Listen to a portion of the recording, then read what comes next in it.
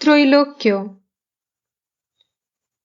But sir, if a man is to remain in the world, he needs money, and he must also save.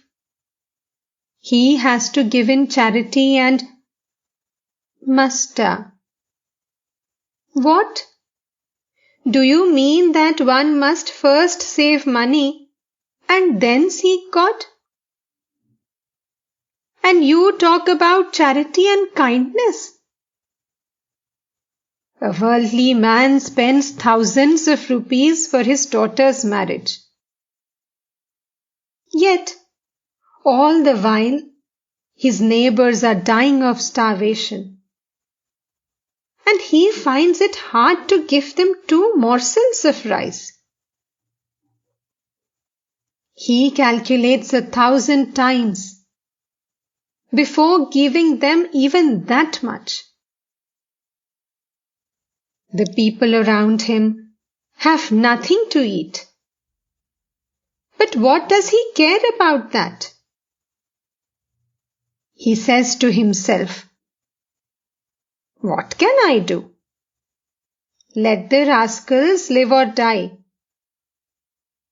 All I care about is that the members of my family should live well." And they talk about doing good to others.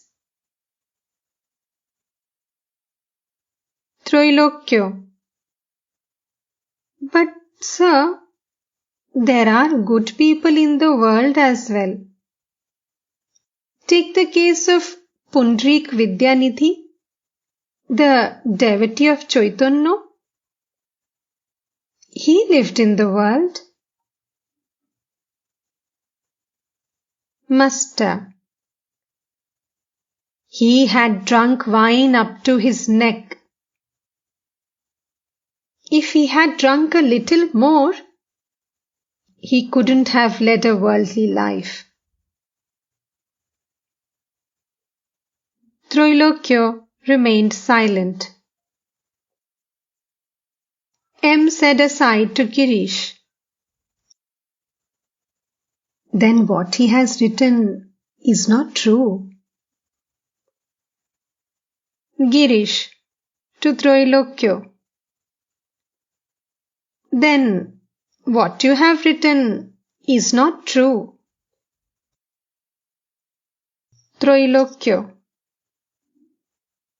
Why so? Doesn't he, meaning Sri Ramakrishna, admit that a man can lead a spiritual life in the world? Master. Yes, he can. But such a man should first of all attain knowledge and then live in the world. First, he should realize God. Then he can swim in a sea of slander and not be stained.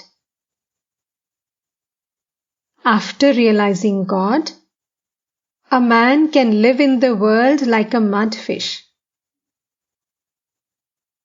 The world he lives in after attaining God is the world of Vidya. In it, he sees neither woman nor gold. He finds there only devotion, devotee, and God. You see, I too have a wife and a few pots and pans in my room. I too feed a few vagabonds. I too worry about the devotees. Hobie's mother, for instance, when they come here. A devotee to Troilokyo. I have read in your book that you do not believe in the incarnation of God. You said so in connection with Chaitanya. Troilokyo. Why?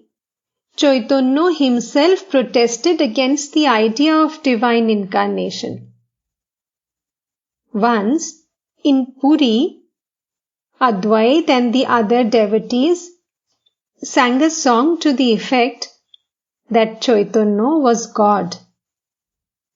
At this, Chaitanya shut the door of his room.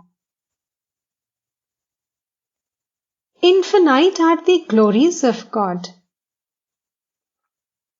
As he, meaning Sri Ramakrishna, says, the devotee is the parlour of God. Suppose a parlour is very well furnished.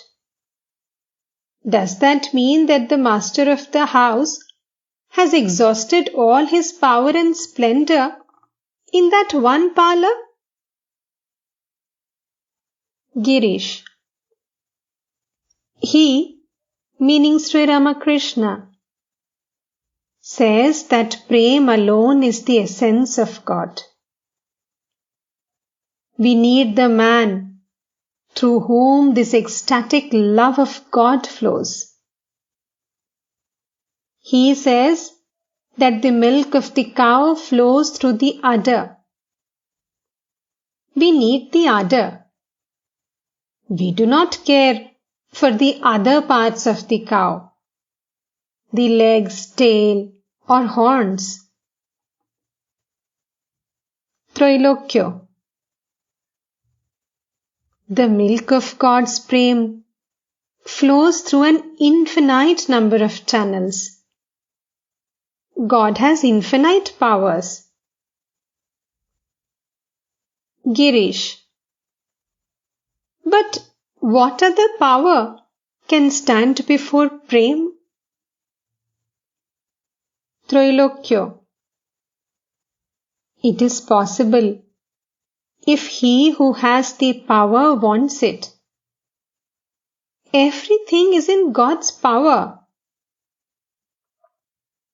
Girish. Yes, I admit that. But there is also a thing called the power of avidya. Trailokya. Is avidya a thing? Does there exist a substance called avidya? It is only a negation. As darkness is the negation of light. There is no doubt that we prize prema most. What is a drop to God is an ocean to us. But if you say that prem is the last word about God, then you limit God himself. Master, to Trailokya and the other devotees. Yes, that is true. But an ounce of wine makes me drunk. What need have I to count the gallons of wine in the tavern? What need have we to know about the infinite powers of God?